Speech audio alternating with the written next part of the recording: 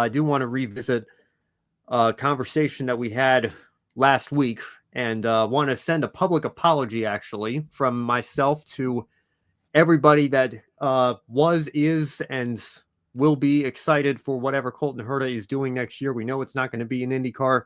We know it's going to involve Cadillac as a test driver role of some sort, but I have to admit, I reacted with emotion on Monday when we first started hearing the rumors, and I only was selfishly thinking about this from the perspective of Colton Herta. At this point in his career, I wasn't thinking about it from Cadillac's perspective or from Andretti's perspective in IndyCar or from Will Power's perspective with what he was going through with the announcement that he would not be returning to Team Penske, the team that he has called home for the last, my goodness, what was it, 17 seasons, part-time in 09 and then full-time ever since. I mean, it's going to feel very weird not seeing him in that number 12 Horizon car next year, but he will be at Andretti in that 26, replacing Colton Herta.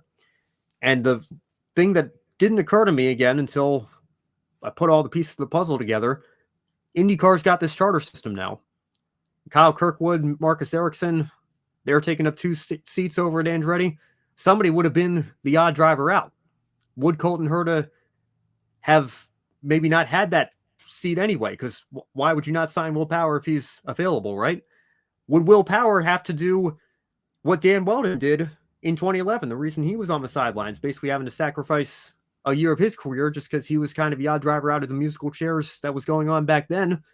Would we have only seen Will Power in an Indy 500 only entry? As unbelievable as that is to think about, a former series champion, former Indy 500 winner, just as Dan Weldon was as well. There was kind of an extra driver for a team that now is limited to only 3 entries, at least chartered. There could potentially be an open entry, of course, but who knows what's going to happen with Prema and everything with their 2 open entries and if they're going to be back next year. But there was no guarantee that there was going to be room for everybody at the end, so to speak, over at Andretti, or Will Power would have had to find, can you imagine him maybe in a Dale Coyne car? That would get him on the grid, but it would not be the equipment he wouldn't win that he's used to. Yeah, exactly. I mean, it would be a lot harder for him to win. Yeah, fair enough. Coyne's gotten a couple here and there with talents like Justin Wilson, Sebastian Bourdais, and names like that, but he wouldn't be the weekly contender that he has been for so many years at Penske and will, I assume, be over at Andretti next year. So when you look at it from that perspective, the timing perhaps in a lot of ways is right. With Cadillac coming in next year, obviously they want to get started with Valtteri Bottas and Sergio Checo Perez, a couple of experienced veterans, Grand Prix winners in their own right, 2 of the best number 2 drivers, I think, of recent F1 history. Yeah. And Colton Herta is going to be with that team.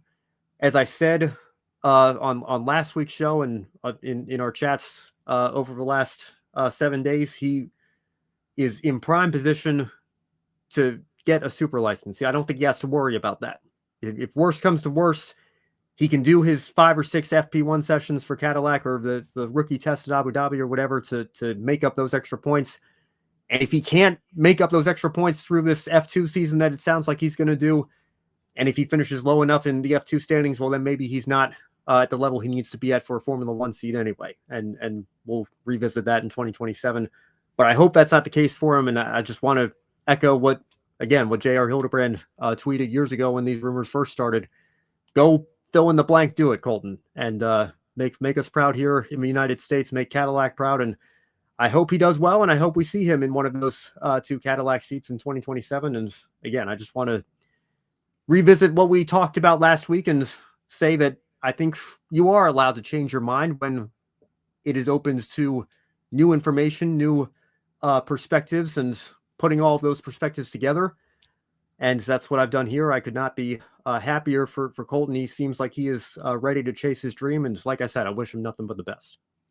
Yeah, absolutely. And my mind goes back to 2019 with the IMS college program. And on one of those off days, I decided to purchase a rookie Harding Steinbrenner Colton Herta hat. And, if he never comes back to the NTT IndyCar series, I'm glad I picked that up, because if he gets his super license and he's a part of Cadillac F1 and rides off into the sunset and maybe one sweet day gets one of those those coveted seats and has success, then it'll be fun to look back at his days in IndyCar. I don't care where he is succeeding as long as he is still successful in his still really young career.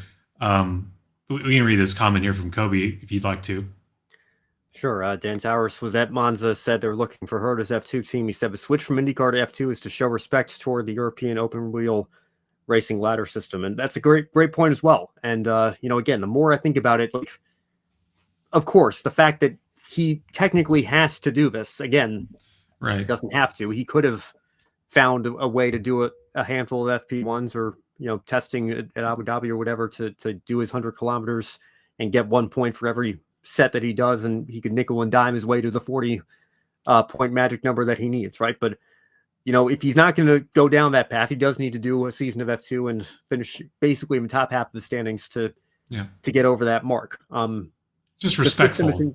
Yes, the system is incredibly flawed. It is incredibly silly that this is a necessity for him to do. Having said that, it is, I think, the respectful thing to do. It is going to get him experience on a lot of these tracks that Formula One competes at. It's going to get him experience managing Pirelli tire wear. I mean, these are just little things that can, go a long way in terms of, what he would be able to do and to do it in race conditions too. Because, I mean, you can be in the sim all you want. You can do as many FP1s as you want. Nothing compares to actually getting out there and racing. And he's, again, assuming that these deals all get worked out and come together, he will have that opportunity next year. And I think assuming that he is in line potentially for at least for consideration for one of these seats, because again, it's not just going to be given to him. He is going to have to go out and earn it. But if he can get this experience and show that he has earned this opportunity, I think it'll be all the better for it.